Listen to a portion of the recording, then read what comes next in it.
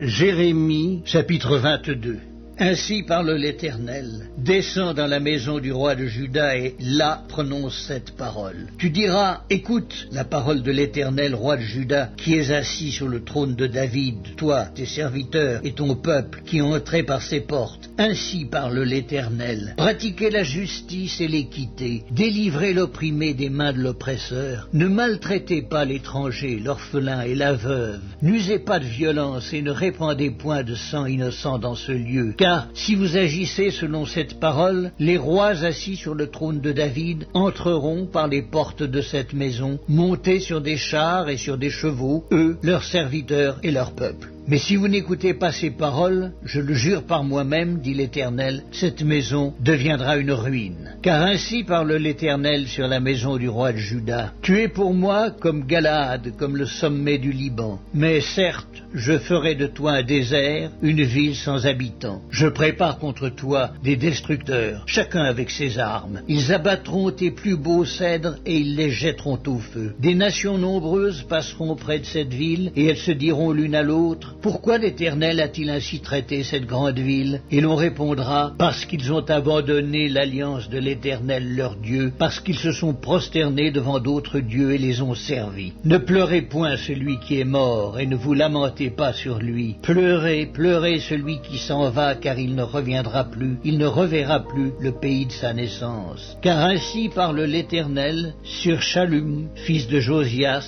roi de Juda, qui régnait à la place de Josias son père, et qui est sorti de ce lieu. Il n'y reviendra plus, mais il mourra dans le lieu où on l'emmène captif, et il ne verra plus ce pays. Malheur à celui qui bâtit sa maison par l'injustice et ses chambres par l'iniquité, qui fait travailler son prochain sans le payer, sans lui donner son salaire, qui dit « Je me bâtirai une maison vaste et des chambres spacieuses », et qui s'y fait percer des fenêtres, la lambrise de cèdre et la peinte en couleur rouge. Est-ce que tu règnes parce que tu as de la passion pour le cèdre? Ton père ne mangeait-il pas, ne buvait-il pas? Mais il pratiquait la justice et l'équité, et il fut heureux. Il jugeait la cause du pauvre et de l'indigent, et il fut heureux. N'est-ce pas là me connaître, dit l'Éternel? Mais tu n'as des yeux et un cœur que pour te livrer à la cupidité, pour répandre le sang innocent, et pour exercer l'oppression et la violence. C'est pourquoi, ainsi parle l'Éternel sur Joachim, fils de Josias, roi de Juda. On ne le pleurera pas en disant « Hélas, mon frère, hélas, ma sœur », on ne le pleurera pas en disant « Hélas, Seigneur, hélas, Sa Majesté ». Il aura la sépulture d'un âne, il sera traîné et jeté hors des portes de Jérusalem. Monte sur le Liban et crie, élève ta voix sur le Basan, crie du haut d'Abarim, car tous ceux qui t'aimaient sont brisés. Je t'ai parlé dans le temps de ta prospérité. Tu disais, je n'écouterai pas. C'est ainsi que tu as agi dès ta jeunesse. Tu n'as pas écouté ma voix. Tous tes pasteurs seront la pâture du vent, et ceux qui t'aiment iront en captivité. C'est alors que tu seras dans la honte, dans la confusion, à cause de toute ta méchanceté. Toi qui habites sur le Liban, qui as ton nid dans les cèdres, combien tu gémiras quand les douleurs t'atteindront, douleurs semblables à celles d'une femme en travail. Je suis vivant, dit l'Éternel. Quand Jéconia, fils de Joachim, roi de Juda, serait un anneau à ma main droite, je t'arracherai de là, je te livrerai entre les mains de ceux qui en veulent à ta vie, entre les mains de ceux devant qui tu trembles, entre les mains de Nebuchadnezzar, roi de Babylone, entre les mains des Chaldéens. Je te jetterai, toi et ta mère qui t'a enfanté, dans un autre pays où vous n'êtes pas nés, et là vous mourrez. Mais dans le pays où ils auront le désir de retourner, ils ne retourneront pas. Est-il donc un vase méprisé, brisé, ce Jéconia? Est-il un objet auquel on n'attache aucun prix? Pourquoi sont-ils jetés, lui et sa postérité, lancés dans un pays qu'ils ne connaissent pas? Terre, terre, terre, écoute la parole de l'Éternel. Ainsi parle l'Éternel. Inscrivez cet homme comme privé d'enfant, comme un homme dont les jours ne seront pas prospères, car nul de ses descendants ne réussira à s'asseoir sur le trône de David et à régner sur Juda.